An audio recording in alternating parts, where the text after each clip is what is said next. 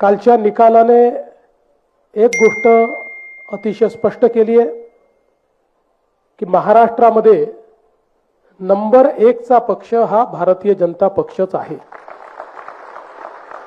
आणि काल एकूणच आपली जी महायुती आहे त्या महायुतीला एकूण जे काही निवडणुका झाल्या त्यापैकी 75% नगराध्यक्ष हे आपल्या महायुतीचे निवडून आलेले आहेत।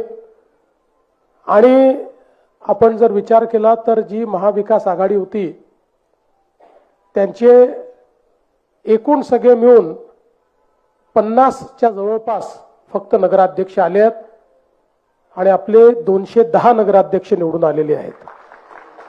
त्यामुळे एक प्रकारे आपण या निवडणुकीमध्ये महाविकास आघाडीचा पूर्णपणे सफाया केलेला आहे हे देखील या ठिकाणी स्पष्ट होत आहे।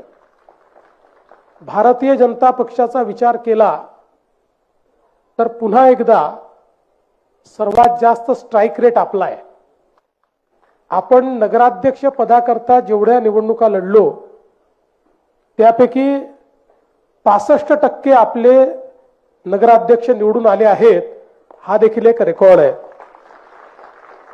दुसरं, महाराष्ट्राच्या इतिहासामध्ये भाजपने एक अजून नवीन रेकॉर्ड तयार केलेला आहे, तो म्हणजे नगरसेवक निवडून आणण्याचा।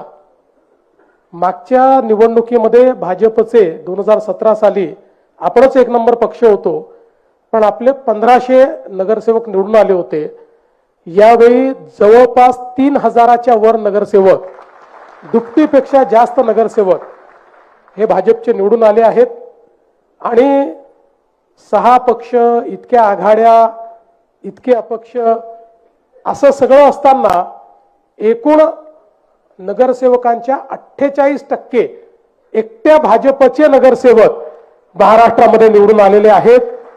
गेल्या 30 वर्षाचा मी स्टॅटिस्टिक्स पाहत होतो तर त्यात हा रेकॉर्ड आहे। एवढे नगरसेवक नगरपालिकेच्या निवडणुकीत कुठल्याच एका पक्षाचे आलेले नाही। त्यामुळे एक प्रकारे महाराष्ट्रातल्या नगरपालिका क्षेत्रातील नागरिकांनी आपल्या सरकारवर विश्वास दाखवलेला आहे।